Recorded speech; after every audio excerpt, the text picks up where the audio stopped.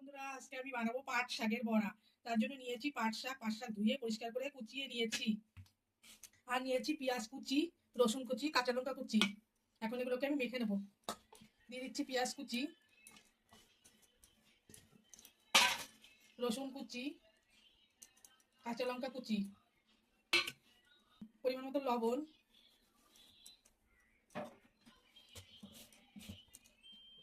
হলুদ পরিমাণ মতো, কালো জিরে দিয়ে দিচ্ছি,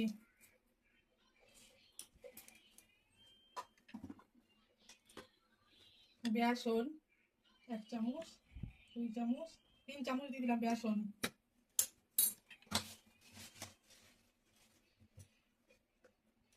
চালের গুঁড়ো দিয়ে দিচ্ছি 2 চামচ মতো।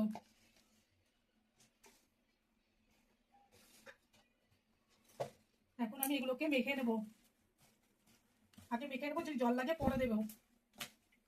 অল্প সামান্য জল দিয়ে আমি মেখে নিচ্ছি। অল্প একটু জল লাগবে আমার। কড়াই বসিয়ে দিয়েছি, কড়াইয়ের মধ্যে দিয়েছি সাদা তেল পরিমাণ মতো। তেলটা গরম করে নিতে হবে। তেলটা গরম হয়ে গেছে। আর পাঁচ শাকের বড়াগুলো আমি ভেজে নিচ্ছি। এভাবে শক্ত করেই মাখতে হবে। ছেড়ে দিলাম। বড়ার সাথে আপনারা ভেজে নেবেন।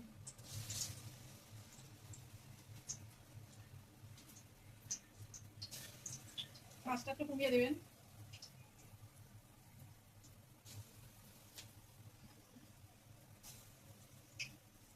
মিডিয়াম আছে, হালকা করে লাল লাল করে এটা ভেজে নেবেন।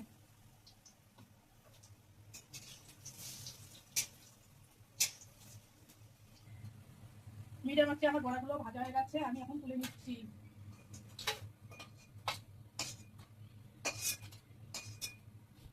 বাকিগুলো আমি ওই তেলে একইভাবে ভেজে নেবো।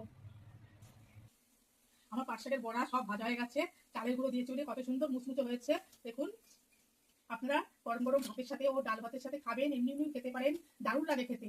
যদি আমার এই রেসিপি ভালো লাগে আপনাদের, অবশ্যই লাইক, শেয়ার ও সাবস্ক্রাইব করতে ভুলবেন না। ধন্যবাদ।